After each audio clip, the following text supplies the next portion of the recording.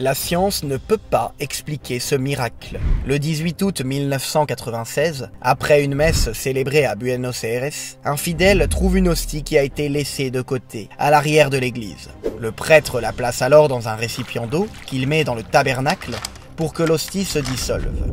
Après avoir attendu plus d'une semaine, le prêtre revient ouvrir le tabernacle et fait face à une découverte surprenante. L'hostie ne s'est pas dissoute et présente quelques taches rougeâtres qui grandissent de jour en jour. L'hostie est transférée dans de l'eau distillée et y reste pendant 3 années entières. En juillet 1999, l'évêque de Buenos Aires, Monseigneur Bergoglio, futur pape François, décide de soumettre le morceau d'Eucharistie à l'analyse scientifique. Le 28 septembre, le docteur Castanon Gomez, expert en biochimie et en neuropsychophysiologie, et par ailleurs athée, commence ses recherches. Un échantillon de l'hostie est examiné dans un laboratoire de génétique. Les résultats sont stupéfiants. Les spécialistes ont trouvé du sang humain qui renferme un code génétique humain. Le docteur Robert Lawrence, expert en analyse tissulaire, étudie également l'échantillon et y trouve de la peau humaine et des globules blancs. Cela est normalement impossible car l'eau distillée est le pire procédé pour conserver quelque chose et est connu comme étant incompatible avec le maintien de la vie cellulaire, comme les globules blancs. D'autres analyses concluent que l'échantillon correspond à du tissu cardiaque. Les résultats obtenus à partir des échantillons sont similaires à ceux des études effectuées sur l'hostie du miracle de Lanciano. En 2003, le professeur Lawrence conclut que, à la lumière des nouvelles enquêtes, l'échantillon correspond au tissu d'un cœur enflammé, ce qui signifie que la personne à qui il appartenait a dû beaucoup souffrir.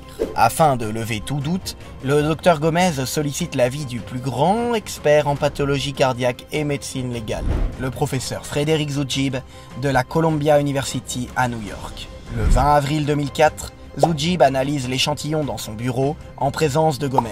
Le professeur ignore que l'échantillon provient d'une hostie consacrée. Leur rencontre est filmée et Zugibe conclut face caméra qu'il s'agit d'un tissu musculaire tiré du cœur qui provient du ventricule gauche. Il confirme que le patient a énormément souffert et justifie sa conclusion ainsi. Votre patient présente quelques thrombus, empêchant à certains moments la respiration, l'apport d'oxygène, fatigant et faisant souffrir ainsi le malade, puisque chaque aspiration devait être douloureuse. Il a probablement été victime d'un coup porté à hauteur de la poitrine. This is a person that had a heart attack, but it's not immediate. In other words, the person had to have lived a period of time after this. D'autre part, l'activité cardiaque était vive au moment où vous m'avez apporté l'échantillon. Nous avons trouvé des globules blancs intacts et ceux-ci sont uniquement transportés par le sang. Par conséquent, s'il y a des globules blancs, c'est parce qu'au moment où vous m'avez apporté l'échantillon, ce dernier était en train de battre. Apprenant l'origine de l'échantillon, Zugibe s'exclame « Docteur, au moment où vous m'avez apporté cet échantillon, ce cœur était vivant. » Quand on lui demande combien de temps ces leucocytes auraient survécu si l'échantillon avait été mis dans de l'eau, Zugibe répond « Elle se dissoudrait en quelques minutes et n'existerait plus. » C'est alors qu'on lui révèle que le morceau qu'il vient d'analyser a été gardé dans de l'eau distillée pendant 3 ans. Zugibe est stupéfait. That tissue was in water for 3 years? That is fantastic. Absolument incroyable, inexplicable par la science. Le miracle eucharistique de Buenos Aires est l'un des mieux attestés en matière scientifique. On retrouve dans les analyses tous les éléments liés à la passion du Christ. Cœur qui bat, personne ayant beaucoup souffert, etc.